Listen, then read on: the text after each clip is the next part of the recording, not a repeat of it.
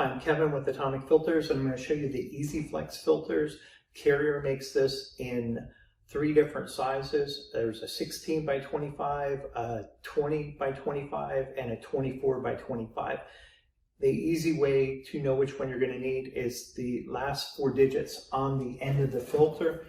Media, this is the media, and the last 4 digits are 0016. This is the 16 by 25. So the last 2 digits of this are going to indicate the initial size. So 0016, the 16 is going to indicate 16 by 25. If it ended in 20, it's going to be the 20 by 25. And if it ended in 24, it's going to be the 24 by 25.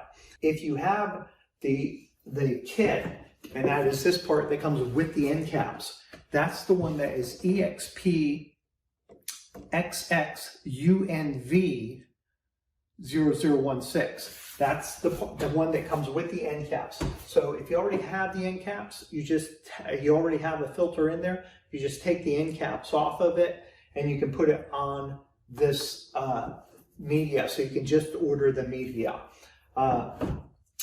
And this is very quick to put together. You just expand the media and then you put the end caps on. And there's little notches on the end of this that the end caps will lock into. The end caps have a little channel on the bottom and on the top, and that's where the beverage board or the cardboard part of the filter will slide into it. And we'll just put one together real quick. So you can just put it down like a tray, basically. This would be the indented side right here. So you put it down flat and you just put one end in, and it's going to pop in right into that little channel, and then the other end in, and you just do the same thing. You pop it into that channel, and then you just take the top and you just pop it on to that channel on one side, and then to that channel on the other side. And that's all there is to putting the filter together. And you're ready.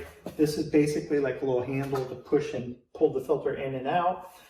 So that's all there is to put the filter together. It has the airflow direction on the filter, and that is the way that you want to put it in. Pay attention when you're taking out your old filter to the direction of your airflow, because you want to make sure that you have it in correctly.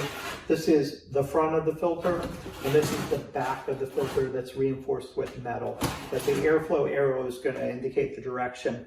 I have links to all the products in the video. You can click on the View Product button, or you can click on the products in the description of this video. Thanks for tuning in to Atomic Filters.